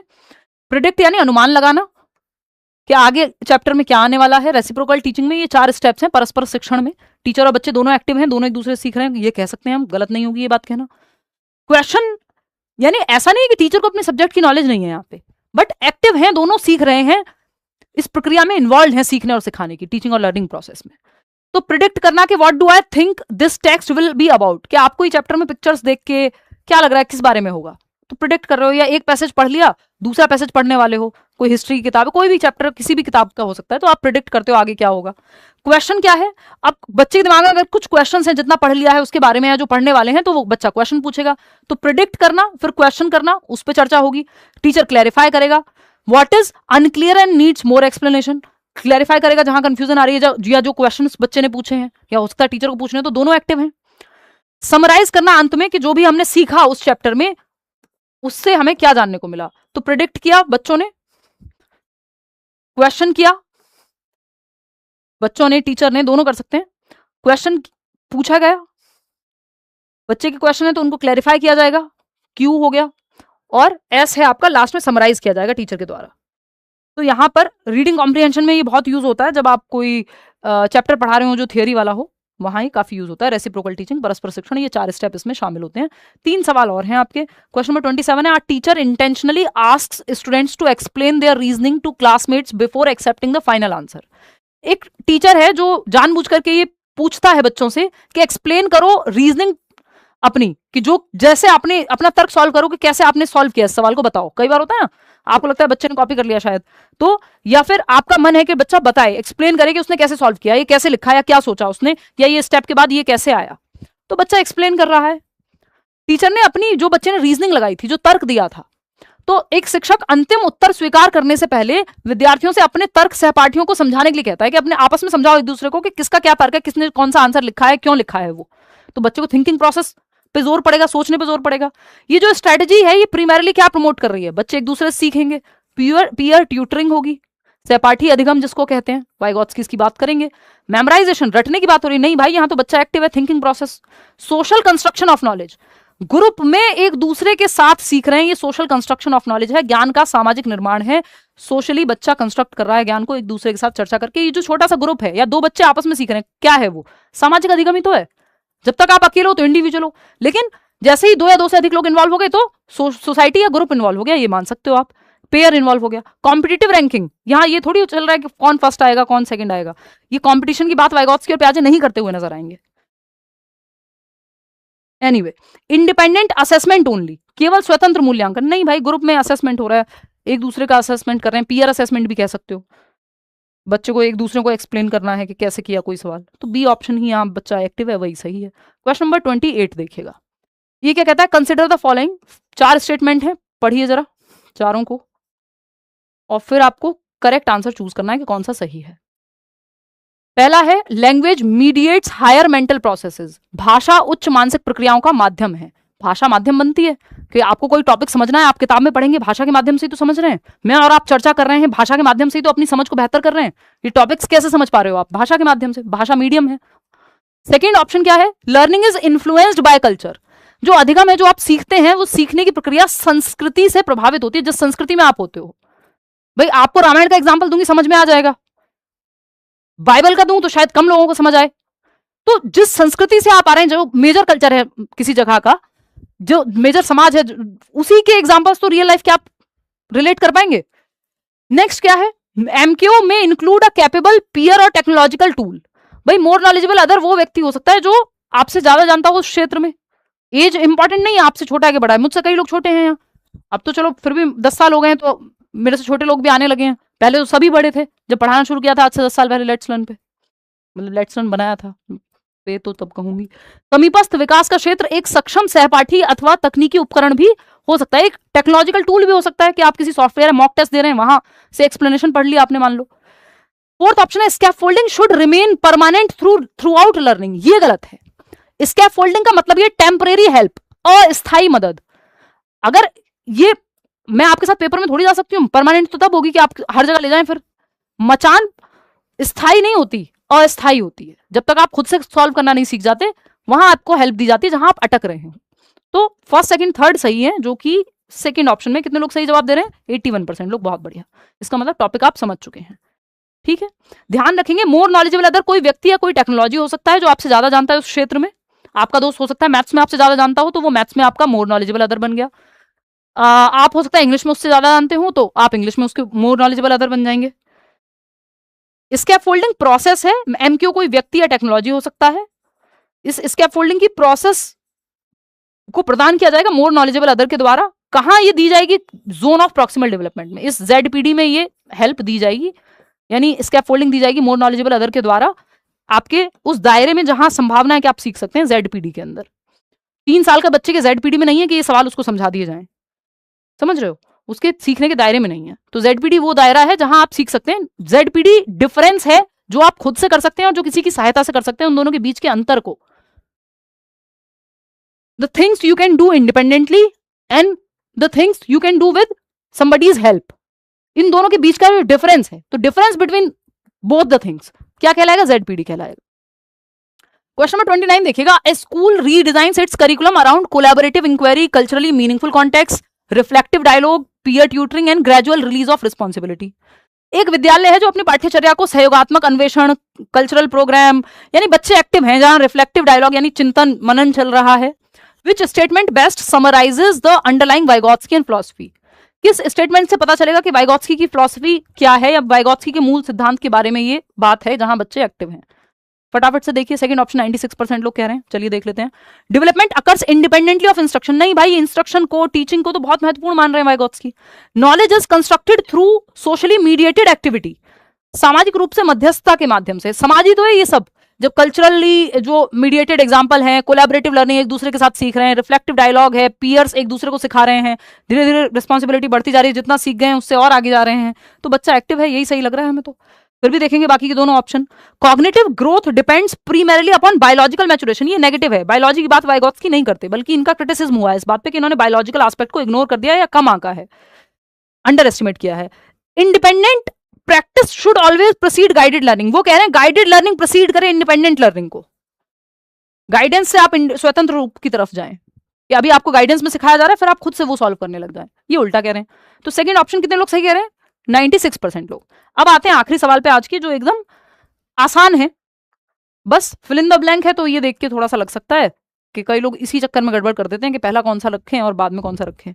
आखिरी सवाल है आज का। इतना वाइगोत्स्की सवाल आपने कर लिया, इसके आगे आपको कोई दिक्कत नहीं है। ये आपको आंसर्स के साथ टेलीग्राम चैनल पर मिल जाएंगे। पिछली क्लास भी आई थिंक रह गए हैं, उसकी पीडीएफ शेयर होना, मैं एक बार वो भी कराती हूँ। क्वेश्चन नंबर 30 देखिएगा।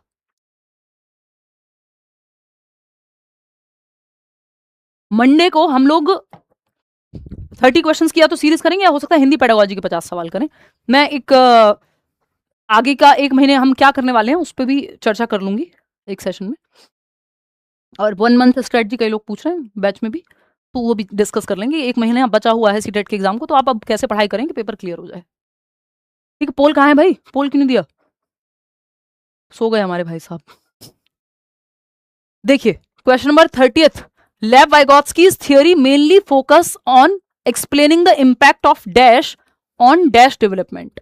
लेव वाइगोत्स्की का सिद्धांत मुख्यतः डैश के ऊपर डैश के विकास पर जो पड़ने वाले प्रभाव की व्याख्या करता है। किसके विकास की बात करता है, कॉग्निटिव डेवलपमेंट की। तो बायोलॉजिकल मैच्योरेशन के ऊपर, बायोलॉजिकल मैच्योरेशन की बात नहीं कर रहे हैं वाइगॉत्स्की, और इमोशनल डेवलपमेंट की बात नहीं की उन्होंने, कॉग्निटिव की बात की है, संज्ञानात्मक की बात की, संवेगात्मक की नहीं। एट्रीब्यूशन पैटर्न, आरोपण प्रतिरूप कि कैसे कौन से फैक्टर्स किस पे एट्रीब्यूटेड हैं, कौन किसके लिए जिम्मेदार है, ये सब बात नहीं की है ना उन्होंने मॉरल डेवलपमेंट की बात की। Cultural tools explaining the impact of, cultural tools क्या है, आप जो कल्चर में जिस भाषा का इस्तेमाल कर रहे हैं, जो त्योहार मना रहे हैं, जो गीत गाए जा रहे हैं, जो भी कल्चर में हो रहा है उसमें सोशल एक्टिविटीज हो सकती हैं। तो सांस्कृतिक उपकरणों का संज्ञानात्मक विकास पे क्या प्रभाव पड़ता है, यानी आपके दिमाग के विकास पे क्या प्रभाव पड़ेगा कल्चरल टूल्स का, जिसमें लैंग्वेज भी है ना। Cognitive development, thinking, reasoning, problem solving, decision making, attention, memory, perception, ये सब कॉग्निटिव डेवलपमेंट के अंदर आता है, संज्ञानात्मक विकास के अंदर आता है, आपके दिमाग का विकास, दिमाग की क्षमताओं का विकास। तो कल्चरल टूल्स जिसमें लैंग्वेज है, सोसाइटी ग्रुप्स हैं, इन सब का कैसे सोसाइटी और कल्चर कैसे आपके और लैंग्वेज कैसे संज्ञानात्मक विकास को प्रभावित करता है, ये वाइगॉत्स्की ने कहा है। तो सी ऑप्शन, कितने लोग सही दे रहे हैं, 93% लोग, बस बात बन गई। रिवॉर्ड पनिशमेंट की बात वाइगॉत्स्की और पियाजे में से कोई करता हुआ नजर नहीं आएगा, आपको ध्यान रखिएगा। जहां रिवॉर्ड की बात हो रही हो, जहां पनिशमेंट की यानी दंड की, पुरस्कार की, ड्रिल एंड प्रैक्टिस की, बार बार रिपीटिशन की बात हो रही है, रीइंफोर्समेंट की बात हो रही है, ये सारे टर्म्स नेगेटिव हैं पियाजे और वाइगॉत्स्की के अकॉर्डिंग। हो सकता है मंडे हम लोग टैग वर्ड्स यानी की वर्ड्स करें, यानी पॉजिटिव नेगेटिव वर्ड्स करें, ठीक है। चलिए आज के लिए इतना ही, कल आपकी छुट्टी है, हम मिलेंगे मंडे को। आउट ऑफ 30 क्वेश्चंस कितने ठीक हुए वो बताएंगे। होपफुली कॉन्सेप्ट आपका क्लियर हुआ होगा इस थियरी को लेके, अब आप नहीं अटकेंगे। ये पीडीएफ आपको मिल जाएगा Telegram channel let's learn squad पर। आगे बढ़ेंगे, आगे बढ़ के क्या करेंगे, आप अपने विचार शेयर करेंगे कमेंट्स में। जब ये सेशन हो जाएगा कैसा सेशन लगा वो बताएंगे, लाइक शेयर सब्सक्राइब कर लेंगे अगर नहीं किया होगा तो। इसके अलावा अगर हम बात करें बैचेस में जुड़ना चाहते हैं तो करियर विल ऐप पर आ जाइएगा। आउट ऑफ 30 कितना ठीक किया वो बता दीजिएगा। अब मैं कुछ 2-4 सवाल ले लेती हूँ आपके, ये मैंने आपको पिछली बार से प्रॉमिस किया है कि लास्ट में हम 2-4 सवाल रखेंगे। आजकल हम टू द पॉइंट डिस्कशन करके चले जाते हैं, देख नहीं पाते हैं। एक बार देना, इसी में देख लेती हूँ, फोन से ज़्यादा आसान रहता है देखना। आप चले जाओ, बाय, गुड नाइट। शौर्य की तो छुट्टी हो गई, आपकी और मेरी नहीं हुई है, देखिएगा। यहाँ पर अगर हम बात करें, बहुत तेजी से कमेंट्स जा रहे हैं यार। Ma'am please tell once what is collaborative and cooperative project. देखो दोनों में से ना एक ही मिलेगा, दोनों में से एक ही मिलेगा आपको पेपर में। कोलैबोरेटिव लर्निंग और कोऑपरेटिव लर्निंग में या प्रोजेक्ट में डिफरेंस क्या है ये पूछ रहे हो आप लोग। ये बहुत लोगों को कंफ्यूजन रहती है, क्योंकि मैं दोनों शब्द यूज करती हूं तो इसलिए कंफ्यूजन आती है। जनरली लोग एक ही शब्द यूज करते हैं। देखिएगा, इसको समझते हैं, और दोनों आ जाते हैं पेपर में, ऐसा नहीं है। देखिएगा, कोलैबोरेटिव लर्निंग, आप पूछ रहे हैं कोलैबोरेटिव लर्निंग या कोलैबोरेटिव प्रोजेक्ट या ग्रुप वर्क, जो आप कहना चाहें, दोनों को सहयोगात्मक ही कहते हैं हिंदी में, है ना। कोलैबोरेटिव प्रोजेक्ट और कोलैबोरेटिव कोऑपरेटिव प्रोजेक्ट में क्या डिफरेंस है। हिंदी में दोनों को सहयोगात्मक कहेंगे, पहली बात तो ये, ठीक। देखिए कोलैबोरेटिव और कोऑपरेटिव में मुख्य अंतर ये है कि कोलैब करते हो ना आप एक दूसरे के साथ, आप आकर के साथ में 4 बच्चे हैं जो ग्रुप में कोई काम कर रहे हैं, कोलैबोरेटिव प्रोजेक्ट कहलाएगा। कोऑपरेटिव में सहायता की मात्रा थोड़ी बढ़ जाती है। मतलब क्या है कि एक बच्चा अटक रहा है, दूसरे बच्चे ने वहां हेल्प कर दी। कोलैबोरेटिव में हो सकता है सब अपने अपने हिस्से का काम कर रहे हो, तो इसमें सहायता की जो मात्रा है वो कोऑपरेटिव में ज्यादा होती है कोलैबोरेटिव के मुकाबले, लेकिन ग्रुप में ही दोनों काम हो रहे हैं, साथ में इंडिपेंडेंटली सब काम कर रहे हैं, मतलब ग्रुप में ही सब काम कर रहे हैं। लेकिन कोलैबोरेशन में थोड़ा सा इंडिपेंडेंस ज्यादा है, कोऑपरेशन में सहायता की मात्रा थोड़ी सी ज्यादा होती है। लेकिन ये इतना निटी-ग्रिटीज में जाने की आपको जरूरत नहीं है। पेपर में या तो कोलैबोरेटिव लिखा होता है या कोऑपरेटिव लिखा होता है या दोनों लिखा होता है। भाई कोलैबोरेट भी कर रहे हो यानी साथ में भी काम कर रहे हो और सहायता भी कर दे रहे हो एक दूसरे की अगर जरूरत पड़ रही है तो इसमें कोई चिंता की बात नहीं है। दोनों ही सही होंगे जब आपको पेपर में मिल जाए, और दोनों में से कोई एक मिलता है या दोनों साथ में लिखे हुए मिलते हैं। ऐसा नहीं होगा कि आपसे कोलैबोरेटिव और कोऑपरेटिव के बीच में अंतर पूछ ले। ये छोटा सा अंतर होता है जो मैंने आपको बताया। कोलैबोरेटिव में आप इट्स लाइक आप एक टेबल पकड़ के ले जा रहे हो, टेबल उठा के ले जा रहे हैं 4 बच्चे, तो टेबल उठा रहे हैं सब अपने अपने हिस्से का उठा ले रहे हैं चारों तरफ से। लेकिन ऐसा हो, अब ये कोलैबोरेटिव वर्क है, टेबल उठाई, सबने अपने अपने हिस्से का हाथ लगाया चारों तरफ टेबल के और उठा करके ले जा रहे हैं एक जगह से दूसरी जगह। कोऑपरेटिव में क्या होगा, हो सकता है एक बच्चा एक तरफ से ना उठा पा रहा हो या थोड़ा झुक रही हो उसकी तरफ से, तो दूसरे बच्चे ने हाथ लगा दिया, उसको हेल्प कर दी वहां पे, तो ये कोऑपरेटिव की तरफ चला जाएगा, यानी सहयोग की मात्रा थोड़ी बढ़ गई।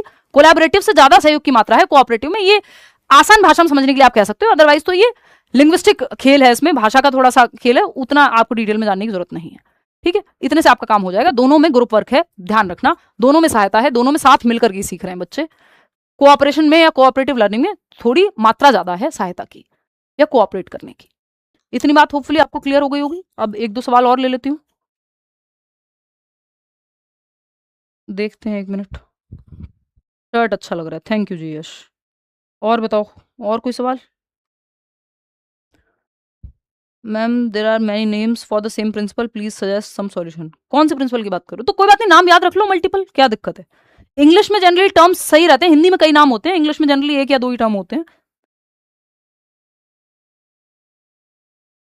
Take classes on, ma'am take classes on English pedagogy and maths pedagogy. यार मैथ्स पेडागोजी का तो मुझे नहीं लग रहा अब ले पाऊंगी, समय जितना कम बचा है। नेक्स्ट पुराने सेशन देख लेना, वो भी काम आ जाएंगे, चैनल पे हैं सारे, मैराथॉन्स हैं, सब कुछ है। हिंदी और इंग्लिश पेडागोजी पे मेरी पूरी कोशिश है कि कुछ सेशंस में लूँ, जिससे आपका हिंदी, इंग्लिश पेडागोजी और सीडीपी, ये तीनों सब्जेक्ट सॉल्व हो जाएं, पेपर 1 पेपर 2 दोनों के लिए। अगले आने वाले 1 महीने में, अगस्त में, सितंबर में पेपर है। Ma'am there are lots of channels who upload your videos, we got confused, it confuses us when I search your channel, the fake channel comes. यार बहुत सारे चैनल्स हैं जो बने हुए हैं, वो फैन चैनल्स कह लो या अपना उनको 4 पैसे आ जाते हैं या वॉट एवर, तो उस पर अगर कुछ अनएथिकल हो रहा होता है तो उस पर हम एक्शन लेते हैं। अगर कोई क्रेडिट दे करके प्रॉपर कुछ शेयर करना चाहता है तो ठीक है, बट आपको ये पता होना चाहिए, ये अपने दोस्तों में भी, कि लेट्स लर्न ही है जो मेन चैनल है, ओरिजिनल चैनल है। इसके अलावा हिमांशु सिंह एक चैनल है, दोनों वेरीफाइड चैनल्स हैं, और कोई तीसरा चैनल नहीं है। हिमांशु सिंह पे भी पढ़ाई नहीं करते, कभी व्लॉग आ गया, कोई छोटी मोटा रील आ गई, शॉर्ट आ गया, अदरवाइज पढ़ाई हमारी लेट्स लर्न पे ही होती है, अगर यूट्यूब पे बात करें तो, और करियर विल ऐप पे अगर आप पेड बैचेस की बात करते हो, दैट्स इट। इसके अलावा कुछ और नहीं सोचना है। और लेट्स लर्न की ऐप है, बट हम जनरली उतना एक्टिव वहां नहीं रहते हैं, ठीक है, तो कहीं और 2 रुपए नहीं देने। टेलीग्राम चैनल है, उस पर आपको फ्री नोट्स मिलते हैं, वहां पे कुछ भी पेड नहीं मिलेगा। यूट्यूब और टेलीग्राम पे कुछ पेड नहीं मिलेगा, पेड बैच सिर्फ करियर विल ऐप पे चलेगा, जहां मैं इन्वॉल्व हूँ, ठीक है। ब्रूनर और वाइगॉत्स्की का स्कैप फोल्डिंग में क्या डिफरेंस है? यार ब्रूनर ने कॉन्सेप्ट दिया है स्कैप फोल्डिंग का, वाइगॉत्स्की ने उस कॉन्सेप्ट को पॉपुलराइज किया है, यानी यूज किया है ना। स्कैप फोल्डिंग ही है, यानी टेम्परेरी हेल्प ही है। और बताओ, पेपर 1 पेपर 2 दोनों के लिए भाई ये क्लास, क्यों चिंता करते हो? प्लीज स्टार्ट केवीएस बैच, अभी पुराना ही रिजल्ट आ जाने दो, इनका भरोसा है नहीं केवीएस वालों का, कभी भी सिलेबस चेंज कर देते हैं। इस बार पेडागोजी हटा दी, नेक्स्ट टाइम पता नहीं ले आए वापस, हो जाता है। I am teacher, please explain how can I prepare in 1 month. इस पे मैं एक गोपाल कृष्ण भारती, मैं बनाऊंगी एक वीडियो अलग से इस पे, ठीक है। और बताओ, प्रैक्टिस सेशन रेगुलरली कराओ, मैं रेगुलरली कराने का ट्राई करो, ठीक है जी। पॉजिटिव वाइब, प्लीज क्लास थोड़ा पहले स्टार्ट कीजिए मैम। काजल, मेरी ना बैक टू बैक क्लासेस होती हैं, तो मुझे भी थोड़ा गैप चाहिए होता है दूसरी क्लास के बीच में, और अभी ये माइग्रेन वाले चक्कर में थोड़ा और ज़्यादा चाहिए होता है, एनर्जी बन नहीं पा रही होती, बट मेरी कोशिश है कि 9:15 बजे के करीब क्लास शुरू हो जाए, 9:30 की बजाय, है ना। और थकान थोड़ी जल्दी हो जाती है, तो मैं थक जाती हूँ एक सेशन के बाद, जो दूसरे सेशन के बीच, तो गैप इस चक्कर में कई बार बढ़ जाता है। बट हाँ, मैं 9:15 बजे, कोशिश तो है 9 बजे पे आ जाएं हम, लेकिन अभी 9:15 रात को आप सेशन मान के चलो, मंडे टू फ्राइडे, बीच में एक दिन हो सकता है जब छुट्टी लेंगे तो आपको बता ही देंगे। Love you ma'am, you are very cute, अच्छा जी, धन्यवाद। और बताओ, मैथ्स की कुछ क्लासेस लगवा देंगे। हाँ, अशरफ कह रहे हैं ma'am why don't you apply lipstick. पढ़ाई वढ़ाई में ध्यान नहीं है इनका, है, यही सब में ध्यान है। क्या मैटर कर रहा है भाई, ये सब पढ़ लो चुपचाप से, यहाँ मेकअप देखने आते हो? मतलब मैं तो करती नहीं हूँ, कहीं और देखने जाते होगे। Ma'am why is there no class in the app today? क्योंकि सैटरडे संडे करियर विल पे ऑफ होता है, मंडे टू फ्राइडे क्लासेस होती हैं सारी टीचर्स की, ताकि आप रिवाइज कर सकें, मॉक टेस्ट वगैरह मिले हुए हैं, ई बुक्स, आपका नोट्स, ये सब मिला हुआ है, वो रिवाइज करने का टाइम आपको मिल पाए सैटरडे संडे, इसलिए ऑफ होता है, इसलिए आज क्लास नहीं थी बैच में। पीडीएफ टेलीग्राम पे डलवा देंगे, बाकी बैचेस में तो आपको सब कुछ एक साथ मिल ही जाता है। हिंदी की मैराथन कोशिश करेंगे जी बिल्कुल लेने की। चलिए आज के लिए इतना ही रखते हैं, thank you so much, see you on Monday रात को 9:15, टेक केयर। बताइएगा कमेंट्स में कैसा लगा सेशन।